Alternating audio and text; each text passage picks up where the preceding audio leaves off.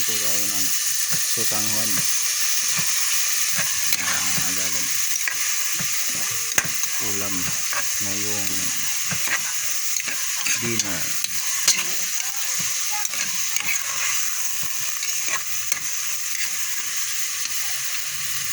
Yan yung sahog manok.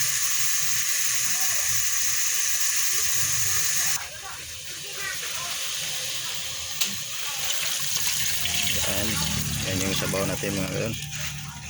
Ito yung sotanghon na walang tuyo. Yan. Sa timplada na lang natin to ma-magic mga idol. Okay, takpan na muna natin mga galon para pakuluin, tsaka natin titimplahan.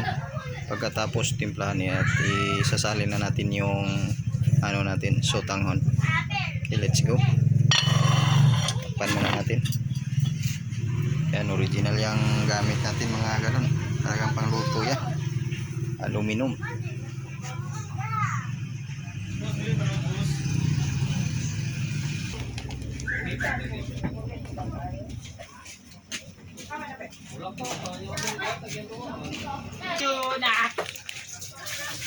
Yung gagamitin nating sotanghon 200 grams. Okay. Yan mga galon, kumukulo na siya, kaya titimpla na natin. Lagyan muna natin una ng asin. Bango na, oh. Ginisa natin, una natin ginisa yung luya, nanunuot yung bango niya.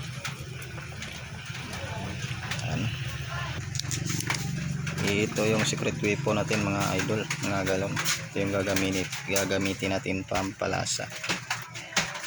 Para sa akin ito yung mas masarap para sa mga sabaw.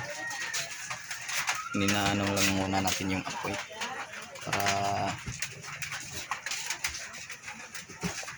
hindi madaling.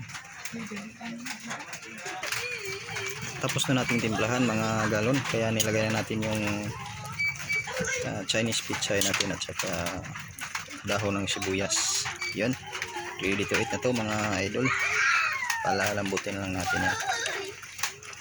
Okay, thank you for watching mga idol, at like at subscribe na rin ng ating YouTube channel Agalons TV, ng ating FB page Agalons TV na rin.